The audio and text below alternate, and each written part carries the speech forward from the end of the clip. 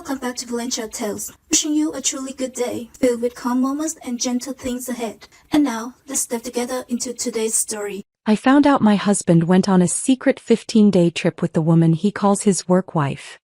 When he came home, I asked one simple question that wiped the smile off his face. Do you know what illness she has? He rushed to the doctor, but the truth was already waiting for him. Do you know what illness she has? Those words came out of my mouth so calmly, so casually, like I was asking about the weather or what he wanted for dinner. But the moment they hit the air between us, I watched my husband's face drain of color. His laptop bag slipped from his shoulder and crashed onto our hardwood floor. His hand went to his throat like he couldn't breathe. What? The word came out strangled, barely a whisper.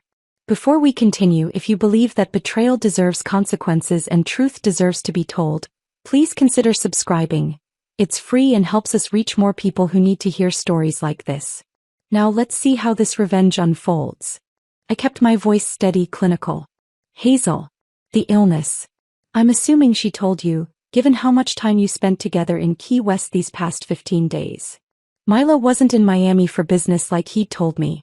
He was in Key West with the woman he called his work wife. And I'd spent the entire 15 days he was gone gathering proof, credit card statements, Instagram photos, text messages he thought he'd deleted. I knew about the couple's massages, the romantic dinners, the secret apartment they'd leased together. I knew everything. But he didn't know that I knew. Not yet. And this question, this simple, terrifying question about a non-existent illness, was just the opening move. The thing that would make him panic.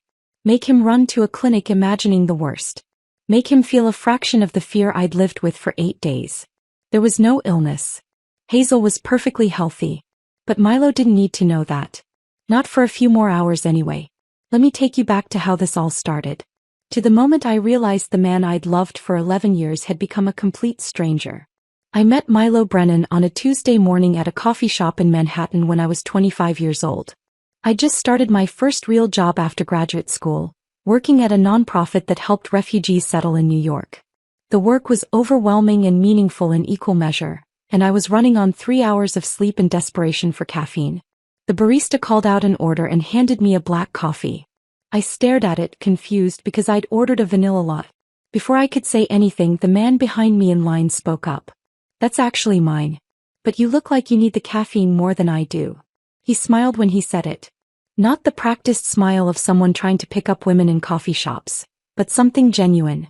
The kind of smile that made his eyes crinkle at the corners. I'd laughed, tried to hand him the cup, and somehow we ended up talking for 20 minutes while both our drinks got cold. His name was Milo. He was 27, worked in corporate sales, and admitted he was also running late but couldn't bring himself to care anymore. He asked about my work, actually listened to my answers and remembered details. 2 days later, he showed up at my office with a vanilla latte and a napkin with his phone number written on it. That was Milo then. Thoughtful. The kind of man who texted to make sure you got home safe after drinks with friends. Who remembered your mother's birthday without being reminded. Who brought you soup when you had a cold even though he was terrified of getting sick himself. We dated for 2 years. Not the whirlwind romance of movies, but something steadier. We had dinner in cramped Brooklyn restaurants we couldn't afford, arguing good-naturedly about which neighborhood had the best pizza. We took weekend trips to the Catskills, hiking trails neither of us was properly equipped for, laughing when we got lost. We had late-night conversations about the future we'd build together. The trips we'd take, the apartment we'd get, the life we'd create. He proposed on a Wednesday evening while we were doing dishes together in his tiny apartment. No grand gesture, no public spectacle. Just him turning to me with sudsy hands and saying, I want to do this forever. You me. What do you think? I said yes before he even pulled out the ring. We got married 2 years later in Prospect Park on a warm September afternoon. 60 people surrounded us. Close friends and family, the people who mattered. My mother cried through the entire ceremony, dabbing at her eyes with tissues my sister kept handing her. Milo's father gave a toast about partnership and commitment that made even the cynical relatives tear up. We honeymooned in Maine, rented a cabin by the ocean, and spent a week eating lobster and reading books and planning our future. When we came back to reality, we moved into a one-bedroom apartment in Crown Heights. It wasn't much, Cramped kitchen, bathroom with questionable plumbing, radiator that clanked all night in winter. But it was ours. We argued about furniture placement. He wanted the couch facing the window for natural light. I wanted it facing the TV. We compromised by angling it diagonally, satisfying neither of us but feeling like a victory for marriage anyway. We adopted a rescue cat from the shelter on Nostrand Avenue. An orange tabby with an attitude problem who hated everyone except Milo. We named her Pepper. I pretended not to be jealous that she'd curl up in his lap but hiss when I tried to pet her. The years that followed were good. Not perfect, nobody's marriage is perfect, but solidly, reliably good. Milo climbed the corporate ladder at his sales job. He'd come home with stories about office politics and difficult clients, and I'd listen while making dinner. I managed community outreach programs at my nonprofit. The pay was terrible but the work mattered. We helped people build new lives in a country that felt foreign and overwhelming. Money was always tight. We split grocery bills down to the dollar. We argued about whether we could afford to order takeout twice in 1 week. But we were building something. A partnership. A life that felt real and earned. We had our traditions. Every anniversary Milo would write me a card. Not just sign his name to something store-bought but actually write. He'd list reasons he loved me, memories from the past year, promises for the next. I kept every single card in a box under our bed. On his birthday every year, I'd bake his favorite lemon cake from scratch. The recipe his grandmother had used, written on a stained index card I'd learned to decipher. These small rituals made us who we were. Made us feel permanent. We talked about having kids. Not immediately but someday. When we had more space. More savings. More time. When the time is right, we'd say, pushing the decision into some vague future that always felt close but never quite arrived. We fantasized about buying a house eventually. Maybe in Westchester. Maybe out on Long Island. Somewhere with a yard and room for the children we'd have someday. A garden I'd probably kill through neglect but would try to maintain anyway. We'd grow old together. Retire to somewhere warm. Become the embarrassing grandparents who gave too many gifts and spoiled everyone's children. That was the foundation we'd built. 11 years of ordinary, unremarkable real life. It wasn't glamorous but it was ours. It was solid. Or at least I thought it was solid. Then Hazel Pearson walked into our lives and everything I thought I knew started to unravel. Milo mentioned her casually about 18 months ago. New account manager started today. Hazel. She seems really sharp. I'd said something like, "That's nice," and continued chopping vegetables for dinner. It wasn't notable. People got new coworkers all the time. But gradually, over the following weeks and months, her name appeared more frequently in his stories. Hazel said something hilarious in the team meeting. Hazel had this brilliant idea for the client pitch. Hazel and I grabbed lunch to discuss strategy. I didn't think much of it initially. Milo had work friends. That was healthy. Normal. I had work friends too. Then the term started appearing. Work wife. Hazel's basically my work wife at this point, he'd said one evening, laughing while telling me about some inside joke they shared. She knows what I'm thinking before I say it. It's kind of scary actually. I'd smiled. Laughed along. Said something supportive because that's what good wives do, right? We trust our husbands. We don't turn into those jealous, suspicious women who see threats in every female colleague. But there was a small knot forming in my stomach. A quiet discomfort I pushed down and ignored. I ignored how often Milo started checking his phone during dinner. How he'd angle the screen just slightly away from me when texting. I ignored the new cologne that appeared on our bathroom counter one day. Something expensive and woody that I definitely hadn't bought him. I ignored the sudden gym membership after years of him claiming he was too tired to work out. I ignored how he'd come home from long days at the office, looking energized instead of exhausted. How he'd shower immediately instead of collapsing on the couch like he used to. How his work stories increasingly featured Hazel as the main character while I became the audience. I told myself I was being paranoid. That work was going well and he was happy about it. That the cologne was probably something a coworker recommended. That the gym membership was about getting healthier, maybe thinking about his upcoming high school reunion. I talked myself out of every single red flag because the alternative was too terrible to consider. We'd survived 11 years together. Graduate school poverty. Career changes. The death of his mother. My father's cancer scare. Arguments about money and in-laws and whose turn it was to clean the bathroom. We'd weathered everything life had thrown at us. Hazel was just a colleague. Just a work wife. Nothing more. That's what I told myself. That's what I needed to believe. Because if I was wrong, if there was something more happening, it would mean that everything I'd built was a lie. That the man I'd trusted completely had been deceiving me. That our marriage, our partnership, our 11 years together, was crumbling while I stood by oblivious. I couldn't face that possibility. So I didn't. I ignored every warning sign. Every instinct that told me something was wrong. Every small change in his behavior that didn't quite add up. I ignored it all until 3 months ago when Milo came home with news about a business trip to Miami. The trip that would finally force me to see what I'd been refusing to see all along. The trip where everything I'd been ignoring would become impossible to deny. But I'm getting ahead of myself. Let me tell you about that announcement. About how he sold me the lie so convincingly that I actually helped him pack for it. About how I kissed him goodbye and wished him luck, having no idea that I was sending my husband off on a romantic vacation with another woman. 3 months ago, Milo came home from work on a Tuesday evening with news he could barely contain. He was practically vibrating with excitement as he dropped his briefcase by the door. "I got it," he said, grinning wider than I'd seen in months. "The Miami account. They want me to lead the entire pitch." I looked up from the nonprofit grant proposal I'd been reviewing at our kitchen table. "That's amazing. When do you present?" "That's the thing." He pulled out his laptop, already opening his calendar. "They want us down there for the full process. Multiple presentation rounds, strategy sessions, relationship building. It's going to be about 2 weeks. 2 weeks. That was longer than his usual 3-day conferences, but this was clearly important to him. His entire face was lit up with the kind of professional pride I hadn't seen in a while. "The client is pretty demanding," he continued, clicking through what looked like a detailed itinerary.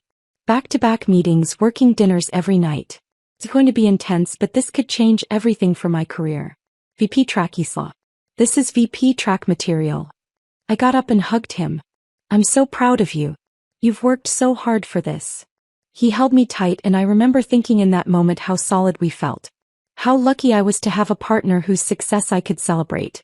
How our life together was exactly what I'd always wanted. "When do you leave?" I asked. "Next Friday. I know it's soon, but they want to move fast." He pulled back, looked at me with what seemed like genuine regret. "I'm going to miss you like crazy." "I'll miss you too. But it's only 2 weeks." I smiled, already thinking about how I'd surprise him when he got back. Maybe plan a nice dinner, open that expensive wine we'd been saving. "Hey, what if I take some time off and come with you? I could explore Miami while you're in meetings. We could have the evenings together." His expression shifted. Just slightly, but I caught it. A flicker of something. Panic? Annoyance. Before the smile returned. "That's sweet, but it wouldn't really work," he said, closing his laptop. "The meetings are going to run late into the evenings. Sometimes until 10 or 11. I'd feel terrible leaving you alone in a hotel room every night. You'd be bored out of your mind." "I wouldn't mind. I could." "Isla." His tone sharpened. "This is work. Important work. I need to focus completely on landing this account. I can't be worried about entertaining you or making sure you're having a good time. This is my career we're talking about." The words stung more than they should have. I felt myself pulling back, felt the familiar guilt of being too needy, too clingy, asking for too much. "You're right," I said quietly. "I'm sorry. I wasn't thinking." His face softened immediately. He reached for my hand. "Hey, I didn't mean it like that. This is a huge opportunity and I need to be completely focused. You understand, right?" I nodded. I did understand. Or at least I thought I did.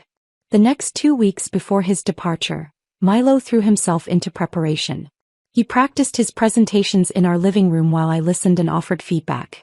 He revised slides late into the night. He took conference calls at odd hours, always stepping into our bedroom and closing the door for privacy. "Clients in a different time zone," he'd explain when I asked. "Easier to catch them early morning or late evening." I helped him pack. We stood at our bedroom closet together, debating which shirts looked most professional, which ties conveyed confidence without arrogance. I reminded him to pack his phone charger, his good dress shoes, the lucky cufflinks his father had given him.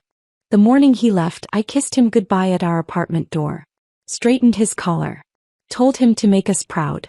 I'll call you every night, he promised, hugging me tight. Even if it's late. I'll be waiting, I said.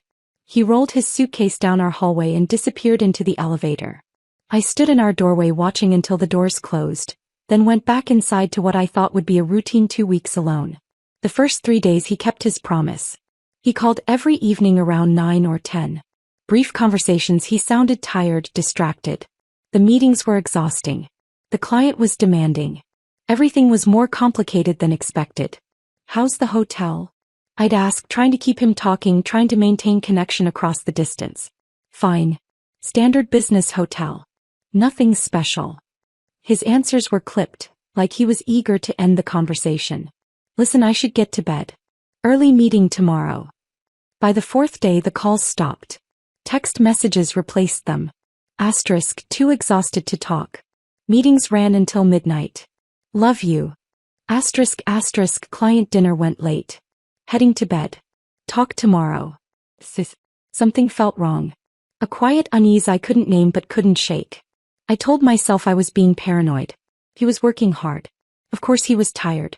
Of course business trips were exhausting. But that unease grew. On day 5 I did something I'd never done before. Something that would have felt like a violation of trust if our marriage had been what I thought it was. I called the Marriott downtown Miami, the hotel he'd mentioned offhandedly in one of our brief conversations. Good afternoon, Marriott downtown Miami, the receptionist answered cheerfully. How can I help you? Hi, yes, I need to be connected to my husband's room. Milo Brennan. Pause. The sound of typing. Another pause, longer this time. I'm sorry, ma'am. We don't have a guest by that name currently checked in. My stomach dropped. Can you check again? Milo Brennan. He would have checked in last Friday. More typing. No, ma'am. I'm showing no reservation under that name for the past week. I thanked her and hung up, my hands shaking. Maybe I'd gotten the hotel name wrong. Maybe he'd said a different Marriott. I called back. Actually, which Marriott location is this? Downtown Miami, ma'am. Would you like me to transfer you to one of our other Miami locations? I had her check 3 other Marriotts in the Miami area. Nothing. No Milo Brennan at any of them. That night I couldn't sleep. I lay in our bed, staring at the ceiling, trying to come up with innocent explanations. Maybe his company had booked the room under a corporate account. Maybe it was under someone else's name for business reasons. Maybe I was remembering wrong about which hotel chain he'd mentioned. But the unease had become something sharper. Something that felt like dread. I got up at 2 in the morning and opened my laptop. Logged into our joint credit card account. The one we used for everything: groceries, utilities, shared expenses. The one that would show charges from his business trip, since he sometimes had to pay up front and expense things later. I pulled up the transactions from the past 5 days. And there they were. Charges from Florida. But not from Miami. From Key West. I stared at the screen, reading each transaction 3, 4, 5 times, hoping I was misunderstanding. Hoping there was some explanation that made sense. Louis' backyard. Key West, Florida, $187. Blue Heaven. Key West, Florida, $143. Sunset Water Sports. Key West, Florida, $220. The Marker Resort. Key West, Florida, $480. I clicked on the Marker Resort charge, my hands trembling so badly I could barely control the mouse. The merchant description read, Romance Package, Couples Massage and Champagne. The words blurred. My vision tunneled. I couldn't breathe. My husband wasn't in Miami on a business trip. He was in Key West. He'd lied about where he was going. He'd lied about what he was doing. And he was spending our joint money on romantic couples activities. I knew. Even before I let myself think it consciously, I knew. Hazel. His work wife. The woman whose name had been appearing in his stories with increasing frequency for 18 months. The woman he claimed to have a connection with. The woman he'd been texting at midnight. I sat at our kitchen table in the dark, staring at those credit card charges, and felt something inside me break. Or maybe it was the opposite. Maybe something that had been cracking for months finally shattered completely, and what was left was clarity. Cold, sharp, devastating clarity. My marriage was a lie. My husband was in Key West with another woman. And I'd been sitting here like a fool, trusting him, helping him pack for his romantic vacation, kissing him goodbye and wishing him luck. The humiliation was suffocating. The betrayal was crushing. But underneath those emotions something else was building. Something harder and colder. I opened a new spreadsheet. Started documenting every charge. Date, location, amount, merchant name. Creating evidence. Building a case. Because if Milo thought he was going to get away with this, if he thought he could come home and continue lying to my face, he was wrong. I was done being the trusting wife. Done being the fool. I was going to find out exactly what my husband had been doing. And then I was going to make sure he faced every single consequence. I spent the next 2 days gathering more evidence. Not just credit card statements and Instagram photos, but everything. I recovered deleted text messages from our shared iCloud account. A feature Milo had apparently forgotten existed when he thought he was being careful. The messages went back 18 months. I read all of them sitting cross-legged on our bedroom floor with my laptop, forcing myself to absorb every word even when it felt like swallowing glass. The early texts were innocent enough. Work coordination, meeting times, client strategy discussions. But around month 3 something shifted. The messages became more frequent, more personal. Inside jokes appeared. Compliments that crossed professional boundaries. Milo, you looked amazing in that presentation today. Client couldn't take his eyes off you. Hazel, stop, you're the one who killed it. We make a good team. Milo, the best team. By month 6 they were texting at midnight. At 6 in the morning. During times when Milo was supposedly asleep beside me in our bed. The progression was mapped out in digital timestamps. The slow slide from colleagues to something else entirely. But it was the messages from 2 months ago that destroyed me. The ones where they planned the trip. Hazel, can't wait for Miami, 2 weeks of just us. Milo, I know. I hate lying to Isla, but she'd never understand. Hazel, what she doesn't know won't hurt her. Besides, you said the marriage has been dead for years anyway. Dead for years. I sat there staring at those words until they stopped making sense as language and became just shapes on a screen. Dead for years. Our marriage. The partnership I thought was solid. The life we'd built together. We'd celebrated our anniversary 3 months ago. He'd stood up at dinner with tears in his eyes and talked about how grateful he was for me, for us, for everything we'd created together. He'd listed specific moments from the past year. Trips we'd taken, quiet mornings making coffee, arguments we'd worked through. He'd made everyone at the restaurant table cry with how sincere he sounded. And apparently the entire time he'd been telling Hazel our marriage was dead. I screenshot every message. Organized them chronologically. Backed them up to 3 different cloud services. Then I sat on our bedroom floor and cried until my throat was raw and my eyes were swollen. When I was done crying, something strange happened. The grief didn't disappear, but it transformed into something else. Something colder and sharper. Something that felt like clarity. I wasn't going to fall apart. I wasn't going to confront him in tears and beg for explanations. I wasn't going to give him the satisfaction of seeing me destroyed. I was going to be strategic. Calculated. I was going to make him feel exactly what I'd felt. And then I was going to make sure he faced every consequence he'd been so carefully avoiding. On day 7 of Milo's trip, the day I saw the Instagram photo, I'd been too shocked to think clearly. By day 8 I was planning. By day 9 I knew exactly what I'd do when he came home. The question about the illness came to me at 3 in the morning on day 10. I was lying in bed, unable to sleep, thinking about how Milo must feel so safe right now. So confident that he'd gotten away with everything. That he could come home and slip back into his role as devoted husband and I'd never be the wiser. He needed to feel unsafe. Needed to feel the panic I'd felt scrolling through those credit card charges. Needed to experience the terror of consequences he hadn't anticipated. There was no illness. I knew that. Hazel was perfectly healthy as far as I was aware. But Milo didn't know what I knew. And more importantly, he didn't know what I didn't know. One ambiguous question. That's all it would take. Let his guilty conscience and his imagination do the rest. I rehearsed it over and over. The timing. The exact wording that would be just vague enough to let him spiral. By the time his key turned in our apartment lock on day 15, I was ready. I'd cleaned the apartment until it sparkled. Every surface spotless. Floors vacuumed. Dishes done. I'd bought ingredients for his favorite dinner, the pasta dish with the complicated sauce that took 2 hours to make. I'd put on the blue dress he'd always said he loved, the one I wore on our anniversary. I was the picture of the devoted wife.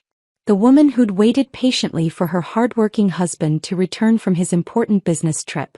"God, I missed you," Milo said as he pushed through the door, dropping his duffel bag and reaching for me with arms that had probably held Hazel hours earlier.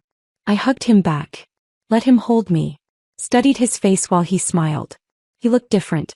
Not dramatically, but in small ways that added up. His hair was lighter, sun-bleached in a way that didn't happen in conference rooms. His skin had that bronze glow that comes from beach days, not fluorescent office lighting. There were new freckles scattered across his nose. His shoulders were relaxed in a way they never were after actual business trips. He looked like someone who'd just had the vacation of his life.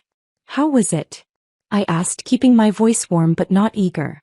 "Brutal," he sighed, running a hand through that sun-streaked hair. "Back-to-back presentations, client dinners every night. I barely slept. But we landed the account, so it was worth it." I nodded. Made interested sounds. Asked follow-up questions. "Was the hotel nice?" "Standard business hotel. Nothing special. You know how those places are." "How was the weather in Miami?" "Hot. Humid. Classic Florida." He was already moving toward the bedroom with his suitcase. "I need a shower. I feel disgusting from the flight." Every word out of his mouth was a lie. And he delivered them so smoothly, so confidently. Like he'd had 15 days to practice his story and now he was performing it flawlessly. I followed him to the bedroom, watched him unpack.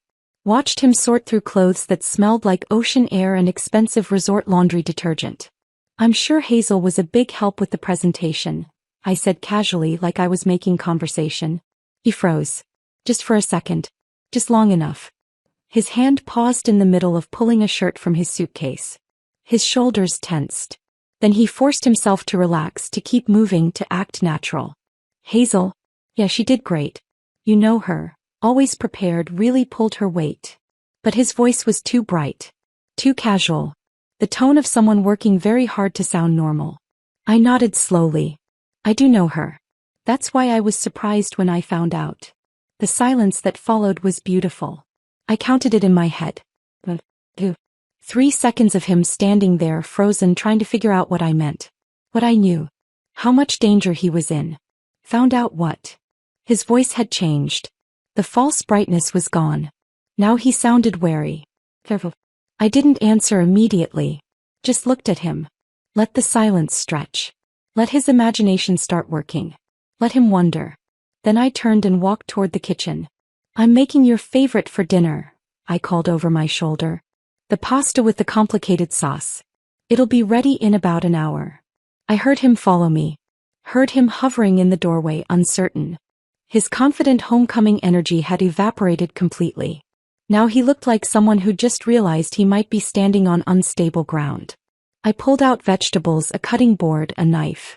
Started prepping dinner with deliberate calm. Let him watch. Let him wonder what I knew. Let his guilt and paranoia do the work for me. "Isla."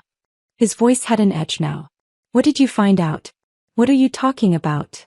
I turned to face him. Knife in hand. Expression neutral. And then I asked the question that would change everything. "Do you know what illness she has?" The color drained from his face like someone had pulled a plug. His laptop bag, still slung over his shoulder, slipped off and crashed to the floor with a thud that echoed through our small apartment. "What?" The word came out strangled. Barely a whisper. Kept my voice level. Clinical. Like I was discussing the weather. "Hazel. The illness. I'm assuming she told you, given how much time you spent together these past 15 days. I watched it happen in real time. Watched his hand go to his throat. Watched his face cycle through confusion, panic, horror. Watched him start making connections, imagining consequences, spiraling into exactly the fear I wanted him to feel.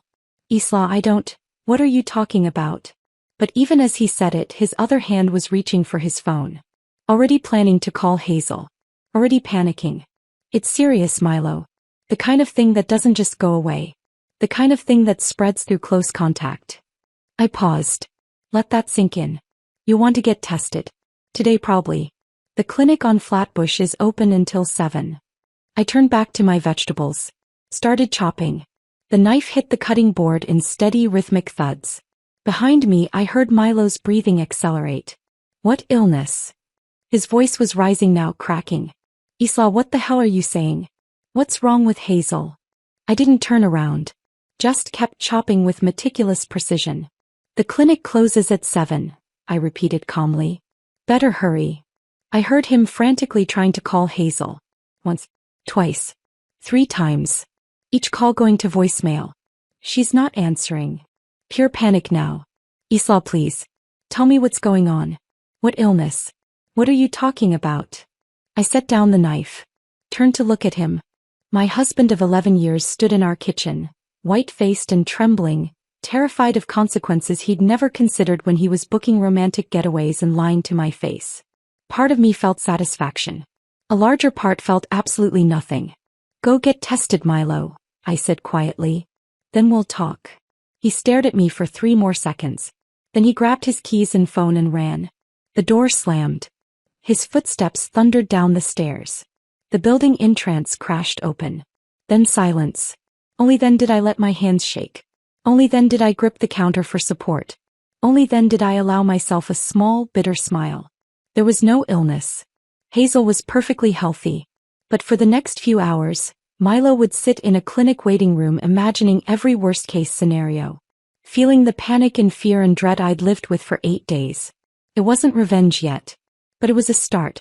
I stood in the kitchen for a full minute after Milo left, listening to the silence settle around me. Then I walked to the wine rack and pulled out the bottle he'd been saving. A Pinot Noir from some boutique vineyard in Oregon that he'd talked about for months. For a special occasion, he'd said when he brought it home. Something to celebrate. This felt special enough. The cork came out with a satisfying pop. I poured myself a generous glass and carried it to the living room, where I'd hidden my evidence folder under a stack of magazines on the coffee table. I spread everything across our gray sectional like a detective laying out a crime scene. Credit card statements organized by date. Instagram screenshots with timestamps. Text message transcripts I'd printed and highlighted. Hotel receipts. A timeline I'd constructed with color-coded markers. Green for suspicious behavior, yellow for confirmed lies, red for proof of the affair. Looking at it all laid out like this, I could see the complete picture. The affair hadn't started suddenly. It had been building for 18 months, each small choice leading to the next. The progression was mapped out in front of me like a roadmap of betrayal. My phone buzzed. Milo, from what I assumed was the clinic waiting room. What illness? Hazel isn't answering. What illness? I took a sip of wine and didn't respond. Another buzz 30 seconds later. Isla, please. I'm freaking out. What are you talking about? I set my phone face down on the coffee table and took another sip. Let him sit with that uncertainty. Let him imagine worst-case scenarios in that sterile waiting room. Let him feel the sick dread of not knowing, of consequences lurking just out of sight. I'd spent 8 days living with that feeling. He could handle a few hours. I pulled my laptop over and logged into our bank account, something nagging at the back of my mind. There'd been a large withdrawal 3 months ago. $30,000 from our savings. When I'd noticed it at the time and asked, Milo had explained it away smoothly. Investment opportunity through work, he'd said. Short-term thing. We'll get it back with interest in 6 months. Trust me. I trusted him. Of course I had. Why wouldn't I? But now, sitting here surrounded by evidence of his lies, that explanation felt hollow. I started searching our apartment for any paperwork related to that transfer. I found it in the bottom drawer of his desk, buried under old tax returns and expired insurance documents. A manila folder with Williamsburg Apt, written on the tab in his handwriting. Inside was a lease agreement. 2-bedroom apartment on North 6th Street in Williamsburg. Prime location. Probably expensive as hell. Signed by Milo Brennan and Hazel Pearson. Move-in date, December 1st. 3 weeks from now. Security deposit, $6,000. First month's rent, $4,200. Last month's rent, $4,200. That accounted for $14,400 of the missing money. I flipped through more papers. Receipts from West Elm and CB2. They'd already ordered furniture. A gray sectional, not unlike the one I was currently sitting on. A reclaimed wood dining table. A bedroom set in what the receipt described as modern minimalist style. There were paint swatches stapled to one of the papers. Pale blue for the living room. Sage green for the bedroom. Someone, probably Hazel based on the handwriting, had written notes in the margins.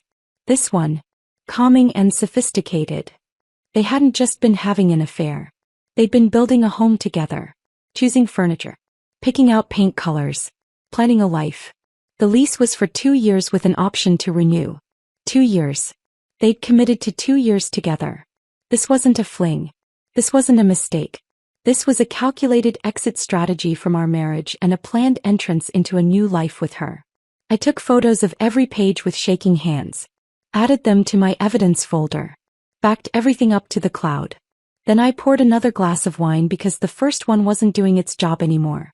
My phone buzzed again. 3 times in rapid succession. They're running tests now. Full panel. This is insane. Why won't you answer me? Hazel still isn't picking up. What is going on? I ignored all of it and opened my laptop again. If Milo had hidden a lease agreement, what else was buried in our shared computer that I'd never thought to look for? I found his messages app still synced to the desktop. I'd already read his texts with Hazel, but I hadn't checked his conversations with anyone else. I started with his brother Ryan. Ryan had been at our apartment for dinner 2 weeks ago. He'd brought wine and told funny stories about his new job. He'd hugged me goodbye and told me to take care of myself. He'd seemed genuinely warm and kind. But scrolling through his messages with Milo, I found something different. From 3 months ago, right around when Milo signed that lease. Ryan, are you seriously doing this? Leaving Isla for your coworker? Milo, it's not that simple. Isla and I have been drifting for years. Hazel gets me in ways Isla never did. Ryan, dude, you've been married 11 years. You don't just throw that away because someone at work gets you. That's not how marriage works. Milo, I'm not throwing it away. It's already gone. I'm just making it official. Ryan, does Isla know any of this? Milo, not yet. I'll tell her after the holidays. No point ruining everyone's Christmas. Ryan, this is going to destroy her. Milo, she'll be fine eventually. People get divorced all the time. He's strong. She'll land on her feet. I stared at that last message. She'll be fine eventually. Like I was some minor inconvenience. Some obstacle to overcome on his path to happiness with Hazel. Ryan knew. Milo's brother had known for 3 months that my husband was planning to leave me, and he'd said nothing. He'd sat at our dinner table eating the food I'd cooked, laughing at jokes, pretending everything was normal. Another betrayal to add to the collection. I kept scrolling. Found messages to his parents from 2 months ago where he'd started laying groundwork. Milo, just wanted to give you guys a heads up that Isla and I have been having some problems. Nothing catastrophic, but things have been tense. We might need some space to figure things out. Setting up the narrative. Making it seem mutual. Making it seem like our marriage had been failing gradually rather than being actively destroyed by his choices. I found messages to his coworkers in a group chat. Coworker, you and Hazel seem pretty close lately. Anything we should know about? Milo, we're just friends. Work friends. She's good at what she does and we collaborate well. Different lies for different audiences. To Ryan, he admitted the affair but framed himself as the victim of a dead marriage. To his parents, he suggested we were both struggling. To his coworkers, he denied everything. To Hazel, he'd said our marriage had been dead for years. The sheer complexity of maintaining all these separate stories was staggering. He must have been exhausted keeping track of what he'd told whom. My phone rang this time instead of buzzing with a text. Milo calling.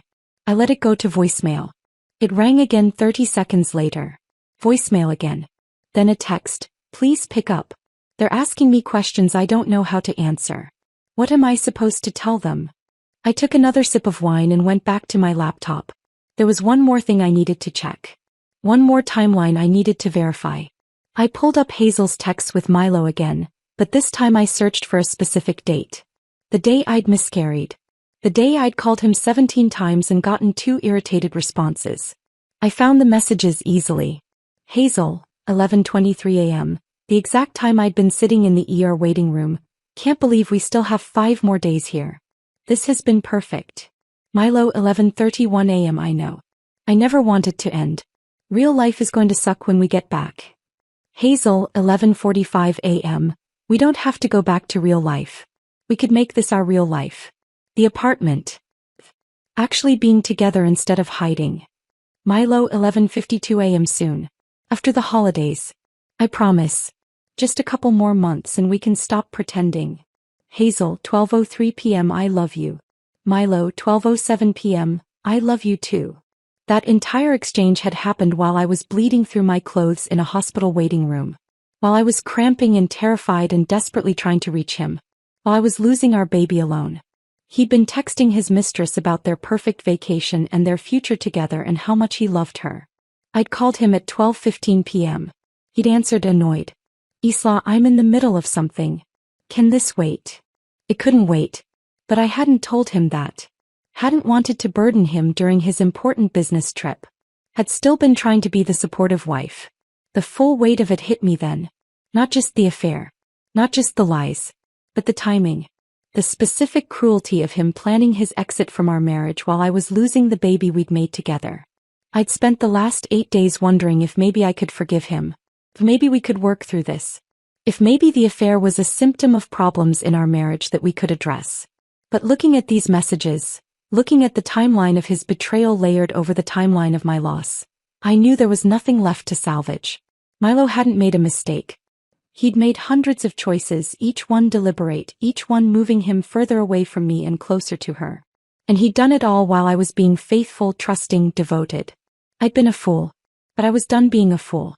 My phone buzzed again. Leaving clinic now. We need to talk. I set down my wine glass. Closed my laptop. Gathered the evidence scattered across the couch and organized it back into my folder. When Milo came home this time, I wouldn't be asking cryptic questions. I'd be showing him exactly what I knew. And then I'd watch him try to explain his way out of the truth. For hours after he'd fled to the clinic, I heard Milo's key in the lock again. This time there was no confident energy. No easy smile. The door opened slowly, cautiously, like he wasn't sure what he'd find on the other side. He looked terrible. His face was pale, almost gray. His eyes were red-rimmed and hollow. His shirt was wrinkled like he'd been gripping it in his fists. He stood in the doorway without entering, like he was afraid to cross the threshold. There's nothing wrong with me, he said, his voice flat. They ran every test. Blood work, full STD panel, everything. I'm negative. For everything. I was still on the couch where I'd spent the past 4 hours, wine glass in hand, evidence folder beside me. I turned off most of the lights, leaving only the single lamp by the window. The dim lighting made the space feel smaller, more oppressive. More like an interrogation room than a home. That's good news, I said, taking a slow sip of wine. Is it?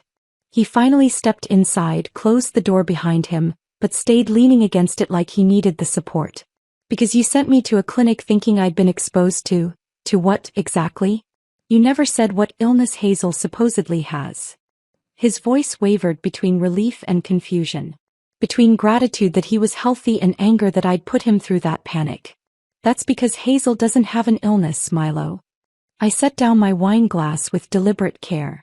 She's perfectly healthy as far as I know. The confusion on his face would have been funny if the situation weren't so devastating. I watched him try to process what I'd just said. Watched the gears turning as he tried to understand. Then why? He started. Because I needed you to feel it. I cut him off. The panic. The fear. The sick dread of wondering what consequences are coming for choices you thought were consequence-free. I leaned forward slightly. I needed you to sit in that clinic waiting room and imagine the worst. Because that's what I've been doing for the last 8 days. 8 days. He moved away from the door, took a few tentative steps toward me, then stopped. Isla, what are you talking about? What happened 8 days ago? His voice had shifted to that placating tone he used when he was trying to smooth things over. The tone that used to work on me because I wanted to believe everything was fine. The tone that made me feel like I was overreacting or being unreasonable. But I wasn't that woman anymore. I picked up my phone from the coffee table. Opened Sarah's email. Held up the Instagram screenshot so Milo could see it clearly. I watched his face change. Watched shock register first, then recognition, then something that looked like resignation.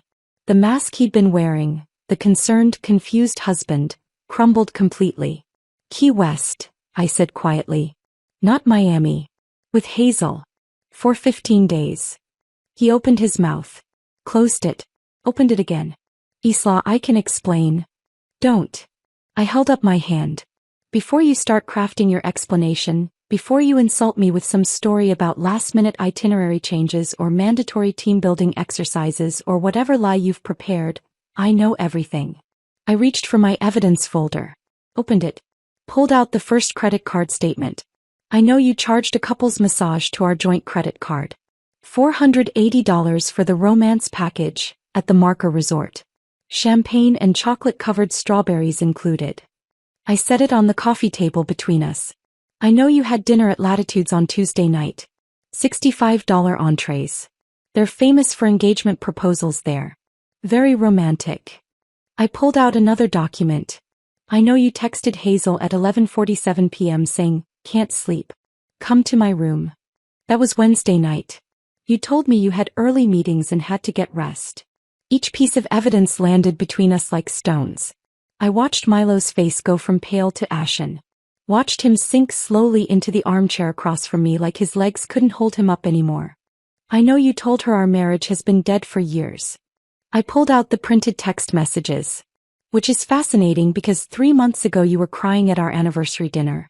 You stood up and gave that whole speech about how grateful you were for me, for us, for the life we'd built together. You made everyone at the table tear up. I set the papers down.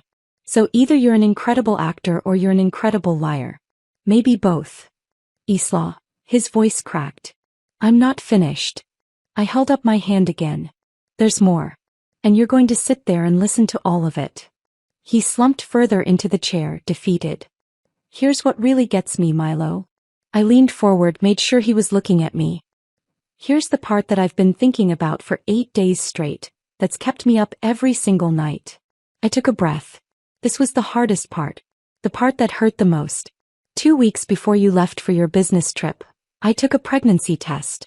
In our bathroom. While you were at work. My voice was steady but quiet. It was positive. We were pregnant. After a year of talking about starting a family, of me researching fertility doctors, of planning for our future. It finally happened. Milo's face went from ashen to green.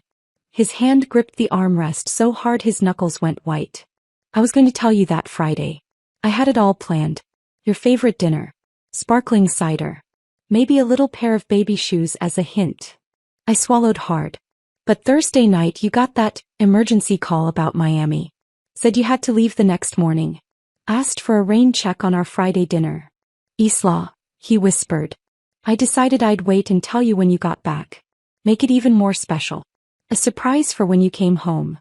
I pulled out my phone, showed him my call log. But 5 days into your Key West vacation I started bleeding. Heavy. Painful. Undeniable. His hand went to his mouth. I called you 17 times that afternoon, Milo. 17 times. You answered twice. Both times annoyed that I was interrupting your critical meetings. Both times asking if it could wait. I showed him the texts between him and Hazel from that day. The ones I'd found earlier. You want to know what you were doing while I was calling you? While I was bleeding and terrified and needed you. I read them aloud. Can't believe we still have 5 more days here. This has been perfect. That was Hazel at 11:23 a.m. You responded at 11:31. I know. I never want it to end.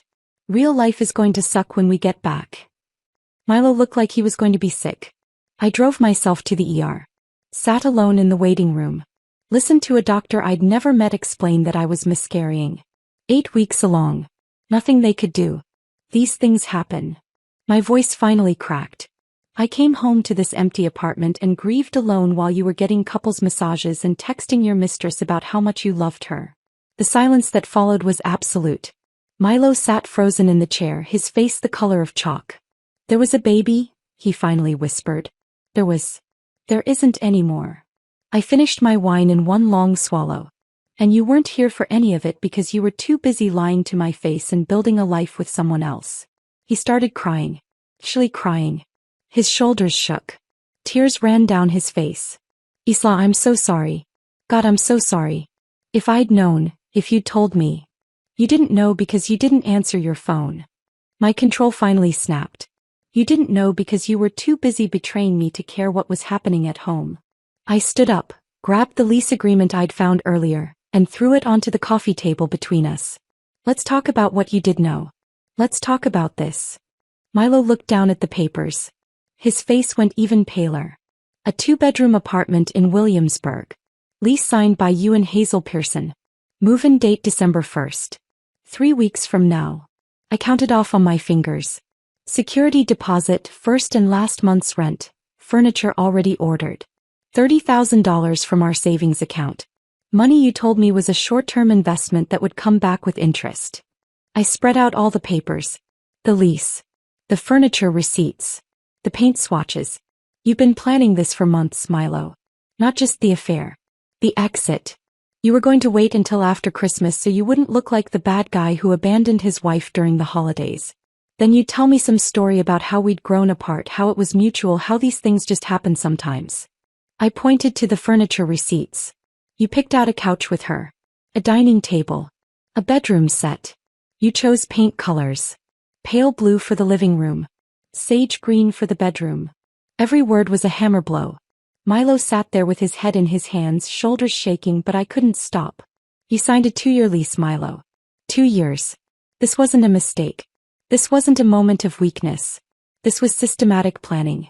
This was you deliberately building a new life while lying to me every single day. How did you find all this? His voice was muffled by his hands. Does it matter? Because you got sloppy? Because you underestimated me. I laughed, bitter and sharp. You thought I was too trusting to question you.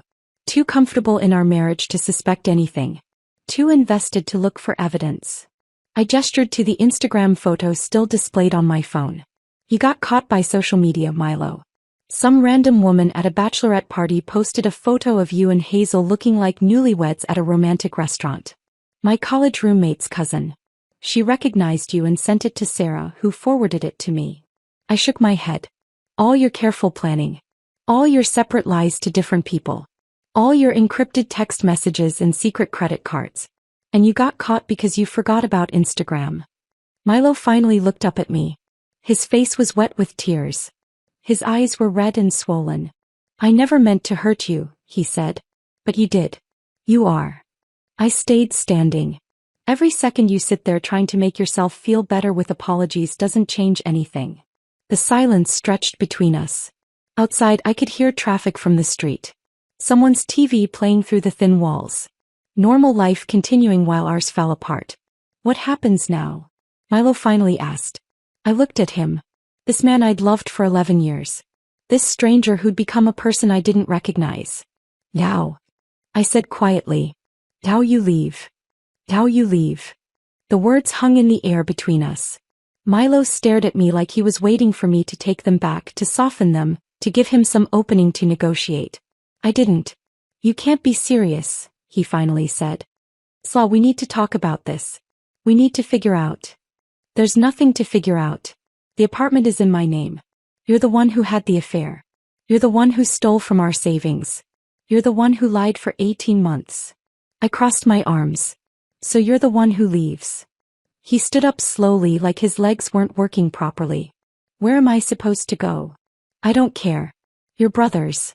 A hotel. The apartment in Williamsburg you already rented. I walked to the door and opened it. Just not here. Not tonight. Milo grabbed his phone from the coffee table. Started dialing. I watched him try Hazel's number. Once. Twice. 3 times. Each call going straight to voicemail. She's not answering, he said, panic creeping into his voice. Why isn't she answering? Maybe she's busy, I suggested, my tone flat. He tried again. And again. I counted 23 calls over the next hour while he paced our living room, each one going unanswered.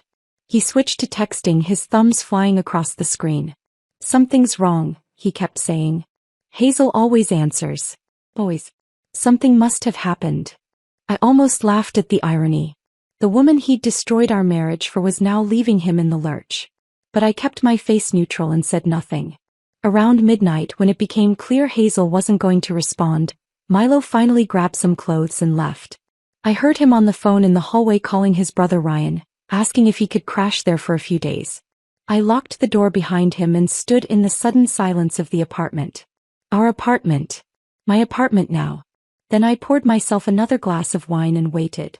The next morning I woke to 17 missed calls from Milo. I ignored all of them and made coffee. Around 10 he showed up at the door. I didn't let him in, just stood in the doorway blocking his entrance. "Hazel's gone," he said. He looked like he hadn't slept. His eyes were bloodshot, his clothes wrinkled. "She called in sick to work. Indefinite leave. Her roommate said she packed up and left last night. Just disappeared." "Hey," I said. "Okay? That's all you have to say." His voice rose. "Isla, she won't answer my calls. She won't respond to texts. I went to her apartment and her roommate said she seemed upset, said something about needing space and just left. Where would she go?" I sipped my coffee. "I have no idea, Milo. She's your girlfriend. You should know her better than I do. Don't call her that." He ran his hands through his hair. It wasn't like that. Wasn't it? You signed a lease with her. Picked out furniture. Planned a life together. What would you call it?" He had no answer for that. "I need to come in," he said. "Get more of my things." "Fine. You have 10 minutes. I stepped aside. He moved through the apartment like a ghost, gathering clothes, toiletries, his laptop. I watched him from the doorway, sipping my coffee, feeling nothing. "I'm going to fix this," he said as he was leaving. "I'm going to figure out what happened with Hazel and then I'm going to fix things with you. With us. There is no us anymore, Milo." I started closing the door. The sooner you accept that, the easier this will be. What Milo didn't know, what I hadn't told him, was that I knew exactly where Hazel had gone. And I knew exactly why.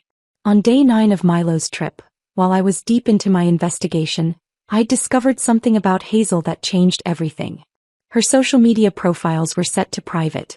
But her husband's weren't. Marcus Whitaker. High school English teacher. His Instagram was public, filled with family photos. Hazel. Marcus. 2 little girls, maybe 7 and 9 years old. At the beach. At birthday parties. On camping trips. The most recent photo from 3 weeks ago showed them at a pumpkin patch. The caption read, "Fall family time. So grateful for these 3. Hazel had a family. A husband. Children. 2 little girls who called her mommy and had no idea their mother was planning to leave them for my husband. I'd stared at those photos for an hour, feeling sick. Those children. Those innocent children who were about to have their lives destroyed. I'd agonized over what to do for a full day. It wasn't my place to blow up Hazel's life. Wasn't my responsibility to tell her husband what she'd done. But then I'd thought about Marcus. About how he was being lied to just like I was. About how he deserved to know the truth before Hazel could spin her own version of events. I'd created an anonymous email account. Attached every piece of evidence I had. The Instagram photos, the hotel receipts, the text messages between Hazel and Milo planning their future together. I'd titled the email simply, "I'm sorry you have to find out this way." And I'd sent it to Marcus's school email address, which was listed on the high school's website. 3 days after Milo came home, my phone rang from an unknown number. "Is this Isla Brennan?" The voice was male, hoarse, like he'd been crying. "Yes." "Who's this?" "Marcus Whitaker. Hazel's husband." He paused. "I think we need to talk. About our spouses." We met at a small coffee shop in Brooklyn the next afternoon. I recognized him immediately from his Instagram photos, though he looked older now. Tired. His eyes were kind but sad. "Thank you for meeting me," he said as we sat down with our coffees. "I know this must be strange. No stranger than anything else that's happened this week." He pulled out his phone. "Did you send me that email? The anonymous one?" I hesitated, then nodded. "I'm sorry. I know it wasn't my place, but..." "Don't apologize." He set his phone on the table between us. "I needed to know. I deserved to know." He looked at me. "How long have you known about them?" 8 days. "You?" 4. He rubbed his face. "Hazel told me she was going to Florida for a girls' trip. Old college friends. Said they'd been planning it for months. She sent me photos every day. Beaches, restaurants, telling me she missed me and the girls. Milo told me it was a work trip to Miami. Critical client pitch. Sent me photos of conference rooms. Marcus shook his head. They coordinated everything. The timing, the lies. She even used old photos of our daughters and posted them as Instagram stories so I'd think everything was normal. I showed him my credit card statements. They charged everything to our joint accounts. $480 for a couple's massage. Romantic dinners every night. I found their lease, Marcus said quietly. For the apartment in Williamsburg. She told me she'd withdrawn $15,000 from our savings for a teaching certification program. It was her half of their secret love nest. His voice cracked. My daughter's college fund. She stole from her own children. We sat in silence for a moment. How old are your girls? I asked. 7 and 9. Mira and Sophie. He showed me a photo on his phone. 2 beautiful little girls with gap-toothed smiles. They don't know yet. I haven't told them. How do you explain that mommy chose someone else's husband over her own family? My throat tightened. I'm so sorry, Marcus. I keep thinking about what I missed, he said. The signs. She started dressing differently about 6 months ago. Bought new clothes. Went to the gym more. Was on her phone constantly. And I actually thought she was just feeling good about herself. Being healthy. I never imagined. I did the same thing, I admitted. Milo started wearing cologne I didn't buy.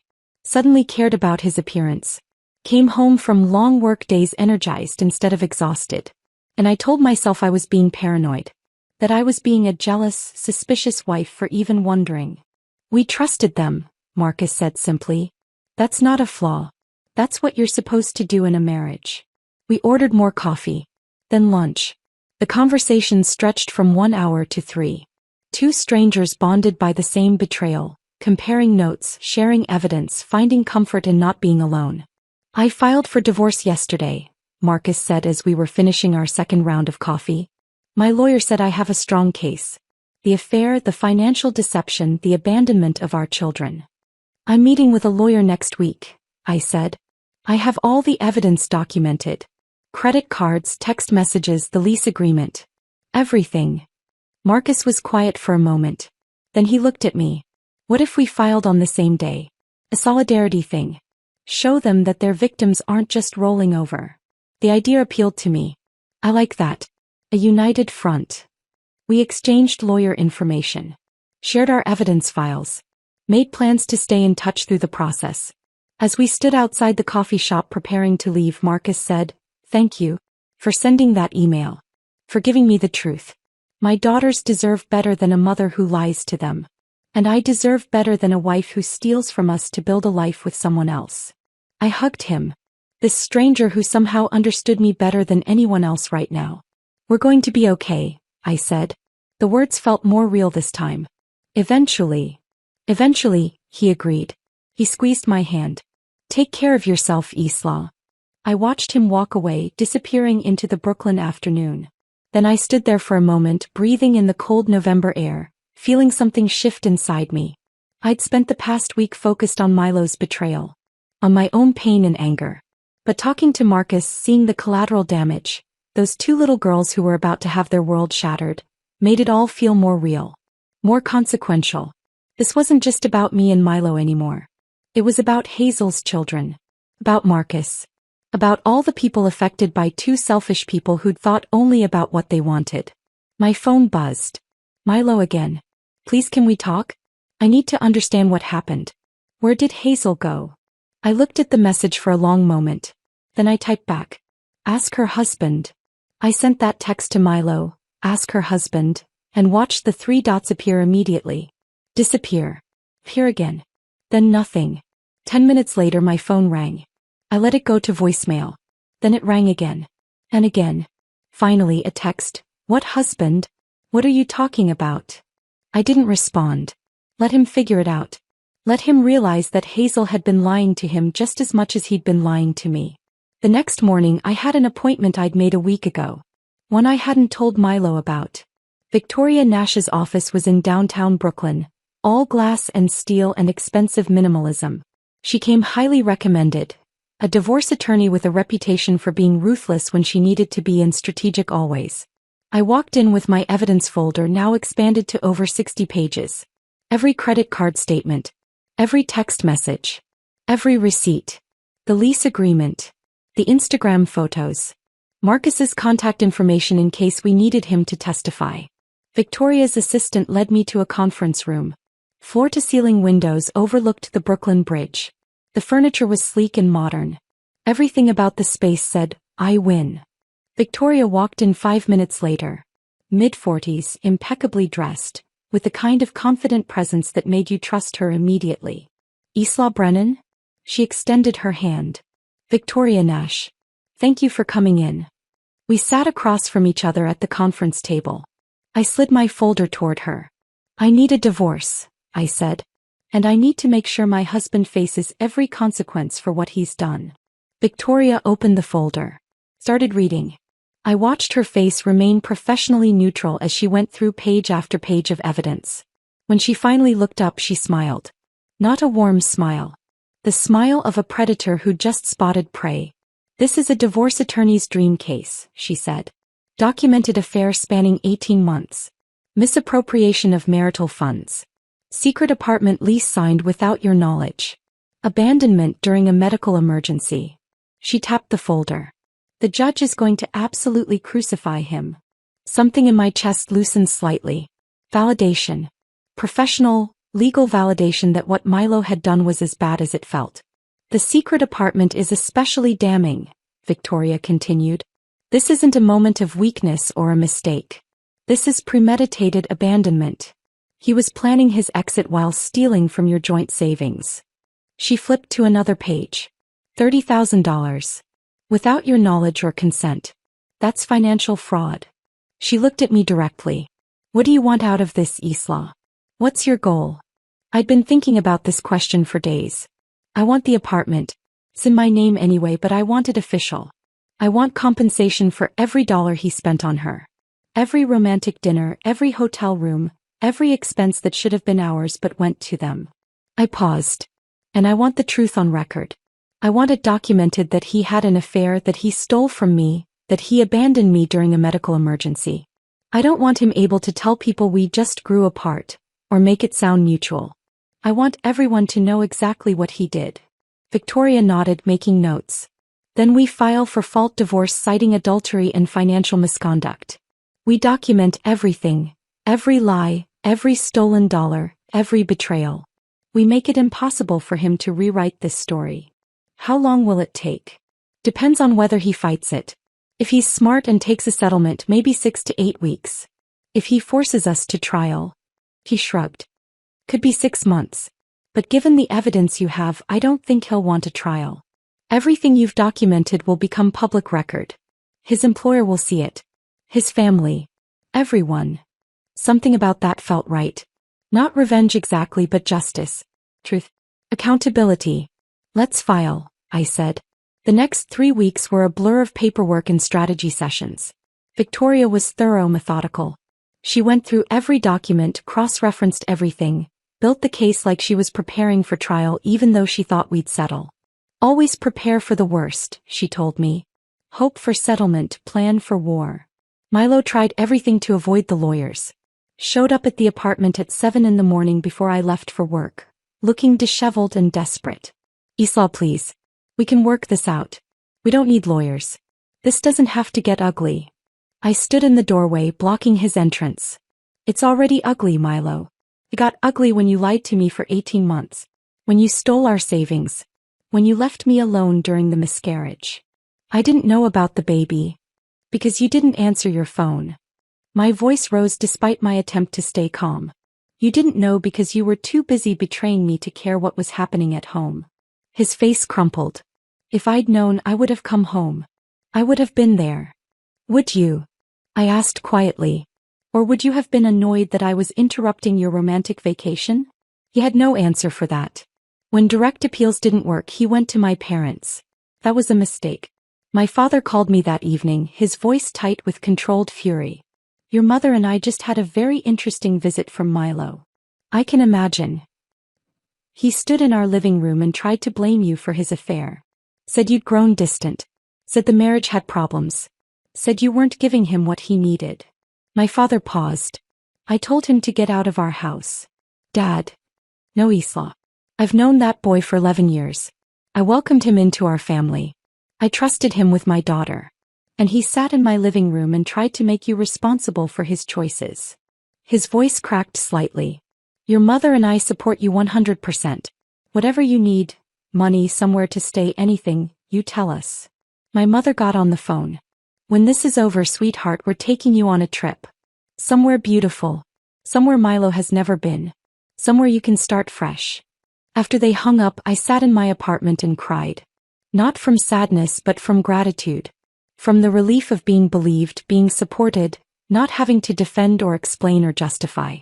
3 weeks after I'd first met with Victoria, she filed the divorce petition. The terms were brutal but fair. I kept the apartment. 70% of all marital assets. Full reimbursement for the $47,000 Milo had spent on Hazel over 18 months. Every dinner, every hotel, every couple's massage, all documented. A statement acknowledging his adultery and financial misconduct. And Milo would pay all legal fees, both his lawyer's and mine. When his lawyer delivered the terms, Milo called me within the hour. 70%? His voice was high, strained. That's insane. No judge would ever award you that much. I'd been expecting this call. Had rehearsed my response. Actually, Victoria thinks a judge would award me more. Once they hear about the financial fraud, the secret apartment, the abandonment during a medical emergency. 70% is generous. This is vindictive. You're trying to punish me. I'm trying to be compensated for what you took from our marriage. If you'd rather go to trial and have all of this become public record, including testimony from Hazel's husband about how your affair destroyed his family and hurt his 2 young daughters, we can do that. Your choice. Silence. Long and heavy. Hazel's husband knows? His voice was barely a whisper. Marcus knows everything. We've compared notes. He's willing to testify about the impact on his children if this goes to trial. More silence. You contacted him. It wasn't a question. You told him. I gave him the same truth I got. The same evidence. He deserved to know what his wife was doing. You destroyed everything, Milo said, his voice hollow. You systematically destroyed both our lives. I documented what you destroyed, I corrected. There's a difference. You made the choices. You had the affair. You stole the money. You signed the lease. I just made sure everyone knew the truth. He hung up without responding. 6 weeks later, we reached a settlement. Milo's lawyer had advised him that going to trial would likely result in worse terms. That a judge who heard about the miscarriage abandonment and saw all the documented financial fraud would not be sympathetic. Milo agreed to everything. 70-30 split. Full reimbursement. Acknowledgement of fault. Payment of all legal fees. The signing happened in Victoria's conference room on a gray January morning. Milo arrived looking like he'd aged a decade. Hollow-eyed. Thinner. Defeated. We sat across from each other while lawyers shuffled papers. Neither of us spoke. The only sounds were pages turning and pens scratching. When it was time to sign, Milo hesitated, his pen hovering over the paper. I really did love you, Isla. His voice was quiet. I know you don't believe that. But I did. I got lost. I made terrible choices. I'm sorry. I looked at him. This man I'd built 11 years with. This stranger who'd destroyed everything we'd created. Sorry doesn't undo anything, I said. It doesn't bring back the baby. It doesn't erase the lies. It doesn't rebuild trust. It's just a word people say when they want to feel better about themselves. I signed my name. He signed his. Just like that, it was over. Milo left without looking back. Victoria shook my hand, told me I'd done the right thing. I gathered my things and walked out into the cold January afternoon. Somewhere in the city, Milo was processing the end of his marriage. Somewhere in Connecticut, Hazel was dealing with her own divorce. And here I was, standing on a Brooklyn street corner, legally free. I waited to feel something. Relief. Satisfaction. Victory. Instead, I just felt empty. But it was a different kind of empty than before. Not the hollowness of betrayal. The clean emptiness of a finished chapter. Of a door closing so another could open. I pulled out my phone and texted Marcus. It's done. Settlement signed. How are you holding up? His response came quickly. Same. Signed mine yesterday. The girls are adjusting. Fully. How are you? One day at a time, I typed back. That's all any of us can do, he replied. I put my phone away and started walking. Not toward home yet. Just walking. Through Brooklyn. Past coffee shops and bookstores. Past couples holding hands and parents with strollers. Past all the normal life continuing around me. And for the first time in weeks I felt like maybe I could eventually be part of that normal life again. Not yet. But someday. I walked through Brooklyn for over an hour after leaving Victoria's office. Past the bookstore on Court Street where Milo and I used to browse on Sunday mornings. Past the Italian restaurant where we'd celebrated our 5th anniversary. Past the park where we talked about buying a house someday, raising kids, growing old together. Every block held a memory. Every corner a ghost of who we used to be. By the time I got back to the apartment it was dark. I stood in the doorway for a moment before going inside, suddenly aware that this was my space now. Completely mine. No one else's belongings mixed with mine. No one else's schedule to coordinate with. No one else's preferences to consider. Just me.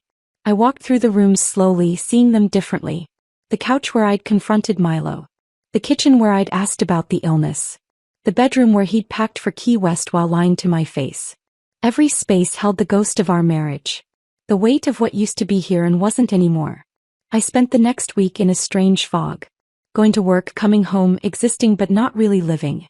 My co-workers tiptoed around me, offering sympathetic looks but not asking questions. My boss gave me lighter assignments without comment. Everyone knew I was getting divorced. No one knew what to say about it. The following Saturday I decided to pack up Milo's remaining things. The items he'd left behind when he grabbed clothes that first night. His books on the shelves. His coffee mugs in the kitchen. The framed photo from our wedding that I'd taken down but hadn't thrown away. I worked methodically, boxing everything with the same systematic precision I'd used to gather evidence.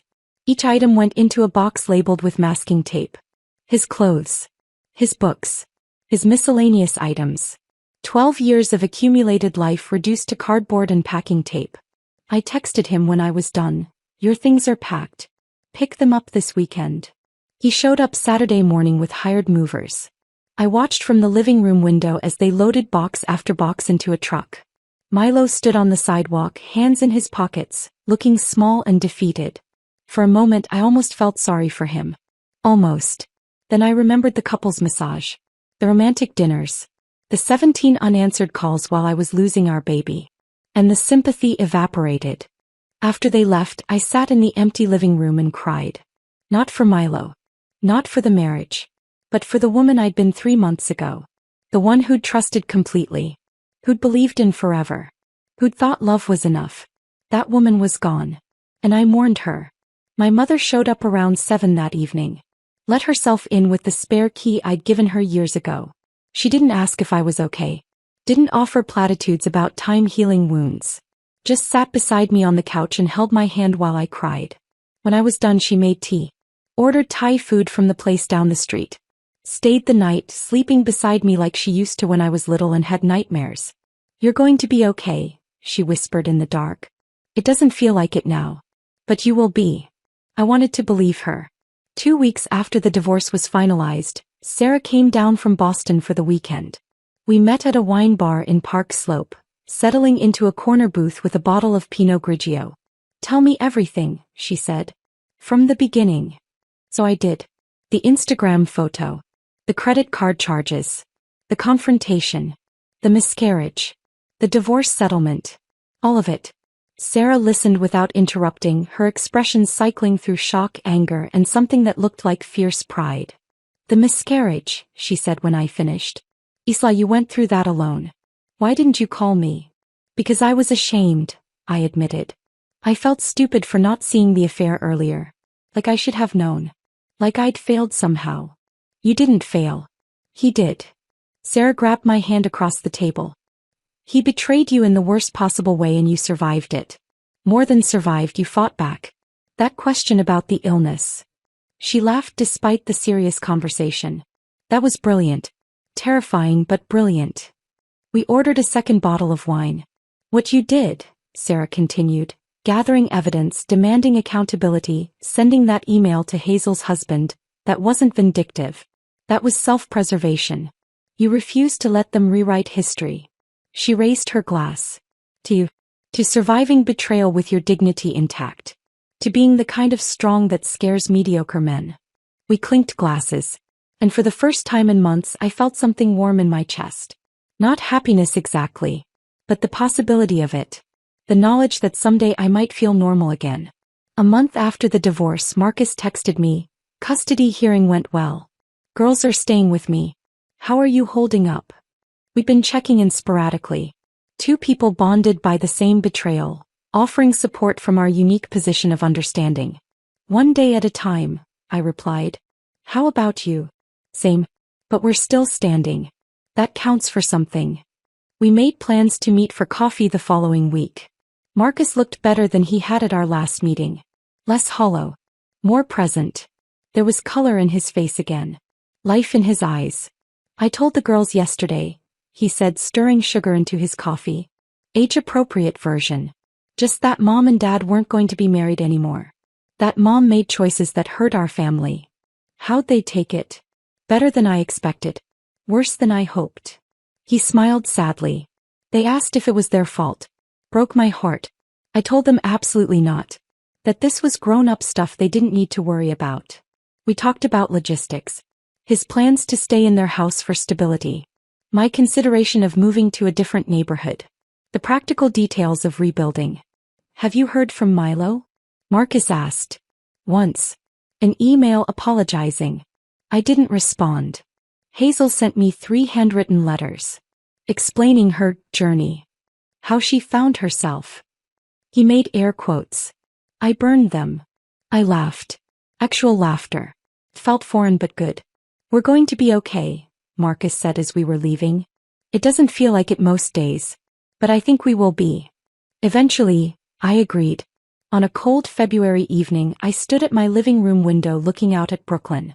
The city stretched before me, millions of lights and millions of windows. Each one a life. A story. Some probably like mine. Ending, rebuilding, surviving. Others just beginning. The apartment felt different now. I'd rearranged furniture. Painted the bedroom a soft gray. Bought new curtains. Small changes that made the space feel more mine and less ours. My phone buzzed. A text from an unknown number. Hi Isla. This is James from your building. We've crossed paths a few times in the lobby. Anyway, some neighbors are getting drinks tomorrow night if you'd like to join. No pressure. Just thought you might want to get out. James. For C. The guy with the kind smile who always held the elevator. Who'd asked how I was doing during the worst of the divorce. Who seemed genuinely nice without any agenda. A drink with neighbors. Normal people doing normal things. It felt terrifying and exciting in equal measure. Maybe, I typed back. Can I let you know tomorrow? Of course. Hope you come. I set down my phone and looked back at the window. At my reflection in the glass. At the woman looking back at me. She looked older. Tired. But also stronger somehow. Like she'd been through fire and come out the other side changed but intact. I wasn't healed. Wasn't whole. But I was surviving. The woman who'd helped Milo pack for his business trip felt like a stranger now. That version of me had been naive. Trusting. Willing to ignore instincts in favor of comfort. I'd become someone different. Someone who demanded honesty. Who knew her worth. Who wouldn't accept lies over truth no matter how uncomfortable the truth was. Somewhere in this city, Milo was rebuilding his life after losing everything. Somewhere, Hazel was trying to repair her relationship with her daughters. And here I was, standing in my apartment, contemplating drinks with a neighbor. Taking the first small step toward something new. I wasn't ready to trust again. Wasn't ready to open myself up to the vulnerability that relationships required. Maybe I wouldn't be for a long time. But maybe that was okay. Maybe healing didn't mean rushing into the next thing. Maybe it meant learning to be alone without being lonely. Learning to be enough on my own. I turned from the window and looked around my apartment. My space. My life. My future that was uncertain but entirely mine. Tomorrow maybe I'd go get those drinks. Maybe I wouldn't. But the point was that it was my choice. My decision. My life to build however I wanted. I made dinner. Called my mother to chat about nothing important. Watched a movie I'd been meaning to see. Normal things. Small things. The building blocks of a life being rebuilt one day at a time. Outside, February wind rattled the windows. Inside I sat in my space, warm and safe and quiet. And for the first time in 3 months, that quiet didn't feel lonely. It felt like peace. Not complete peace. Not the kind where everything was resolved and healed. But the beginning of it. The first small stirring of something that might eventually become okay. I got ready for bed, brushed my teeth, changed into pajamas. Ordinary rituals that felt significant somehow in their normalcy. As I turned off the lights, I thought about that question I'd asked Milo. Do you know what illness she has? It had been psychological warfare. Calculated cruelty designed to make him panic. To make him feel a fraction of what I'd felt. And it had worked perfectly. But looking back now, I realized it had been more than that. It had been the moment I stopped being a victim and became something else. Someone who fought back. Someone who demanded accountability. Someone who survived. I climbed into bed and pulled the covers up. Outside, Brooklyn continued its endless motion. Inside, I lay in the darkness and let myself feel the weight of everything that had happened. The betrayal. The grief. The anger. The revenge. The settlement. The ending. And underneath it all, quiet but growing, the possibility of a new beginning. I wasn't there yet. But I would be. Eventually.